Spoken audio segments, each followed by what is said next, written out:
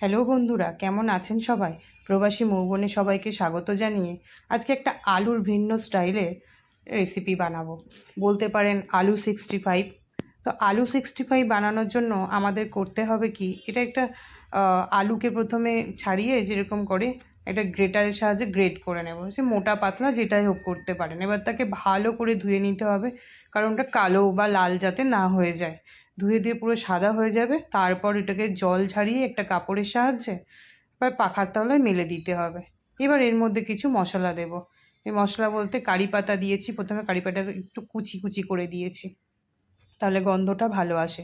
গোলমরিচ গুঁড়ো, লাল লঙ্কার গুঁড়ো, কাশ্মীরি লঙ্কার গুঁড়ো এই দিয়ে এটাকে, আর পরিমাণ মতো তো নুন অবশ্যই দিতে হবে, সেটা দিয়ে ভালো করে আমি মিক্স করে নিলাম। এটা একটা না স্ট্রিট ফুড, খুব ভালো স্ট্রিট ফুডও বলতে পারেন। খুব ভালো নিরামিষ দিনে খুব ভালো একটা স্ন্যাক্স টাইপের হতে পারে। তো যাই হোক, এটাকে মাখানো হয়ে গেছে। এবার এর মধ্যে এটা বাইন্ডিং করার জন্য কর্নফ্লাওয়ার প্রথমে দিলাম 3 চামচ ময়দা, 3 চামচ চালের আটা আর 3 চামচ কর্নফ্লাওয়ার দিয়ে ভালো করে মিশিয়ে নিতে পারেন। এটা অপশানাল, চালের গুঁড়োও দিতে পারেন, আর শুধু আপনি ময়দা আর চালের গুঁড়োও দিতে পারেন, আর বা বেসনও ব্যবহার করতে পারেন, কিন্তু বেসনটাতে নরম হয়ে যায়, চালের গুঁড়ো দিলে ক্রিস্পি হয়ে যায় সেজন্য। তো যাই হোক, এটা আমি এবার বলগুলো, তেল গরম হয়ে গেছে, আস্তে আস্তে বলের আকার দিয়ে সবগুলো ভেজে নেব।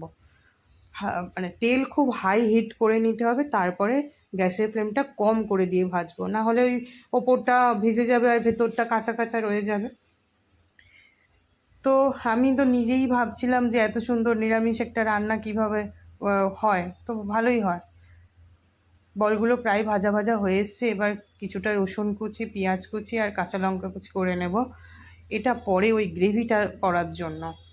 বল তো হয়ে গেছে, ওটা এমনি যেমন চিকেন ফ্রাই খান তেমনই আলু ফ্রাইও খেতেই পারেন স্ন্যাক্স হিসেবে, কিন্তু ওটাকে আবার আমি 65 করার জন্য এই মশলা ইউজ করছি। 2 চামচ টক দই নিয়েছি, তার মধ্যে লাল লঙ্কার গুঁড়ো, হলুদ গুঁড়ো আর কাশ্মীরি লঙ্কার গুঁড়ো, একটু ভালো রং হওয়ার জন্য, রংটা দারুণ হয়, একটু গোলমরিচ, একটু নুন দিয়ে একটু জল দিয়ে ভালো করে ফেটিয়ে রাখবো।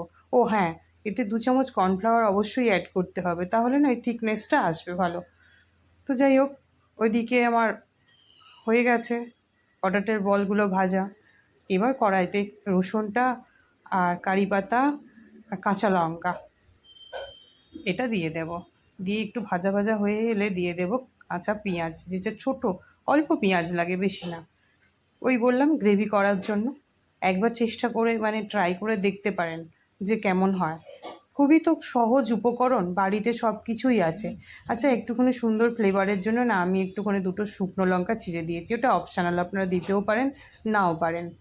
তো এবার মশলাটা মানে এটা ভাজা ভাজা হয়ে গেছে, এবার মশলাটা দেবো, যেটা আর কি দইয়ের সাথে কষিয়ে জল দিয়ে ফেটিয়ে রেখেছিলাম, সেটা দিয়ে দেবো। জানি না কেমন হবে, কারণ আমিও তো প্রথমই বানাচ্ছি, মানে এই গ্রেভির সাহায্যে 65 প্রথম বানাচ্ছি। ওই বলটা আমি আগেই বানিয়েছি, স্ন্যাক্স হিসেবে খেয়েছি। তো এটাই ভালো করে কষিয়ে নিয়ে, সামান্য একটু জল লাগবে না, কিন্তু আমি যেহেতু বাটি ধোয়া জলটা দিয়েছি তাই এতে কোনো জল লাগবে না, একদম ড্রাই ড্রাই হয়ে যাবে। এর ওপরেই ওই মানে ভেজে রাখা যে আলুর বলগুলো বানিয়েছিলাম সেগুলো দিয়ে দেবো, দিয়ে নাড়তে নাড়তে একদম শুকনো হয়ে যাবে। ব্যাস, কেউ অপশান আছে এখানে, যদি মিষ্টি ইউজ করতে চান সামান্য একটুখানি চিনি ব্যবহার করতে পারেন, কিন্তু আমি করিনি। তো আমার এখানে প্রায় এটা রেডি হয়েই এসছে। এবার একটু ড্রাই হয়ে এলে ওর মধ্যে দিয়ে দেবো একটু ধনেপাতা কুচি, তাহলে আমার রেডি হয়ে গেল পটাটো 65। তাহলে বন্ধুরা, ভিডিওটা কেমন লাগলো? ভালো লাগলে অবশ্যই একটা লাইক শেয়ার দেবেন, আর আপনারাও এটা করে খাবেন, দেখবেন ভালো লাগবে। তাহলে আজকে এখানেই শেষ করছি, ভালো থাকবেন, সুস্থ থাকবেন।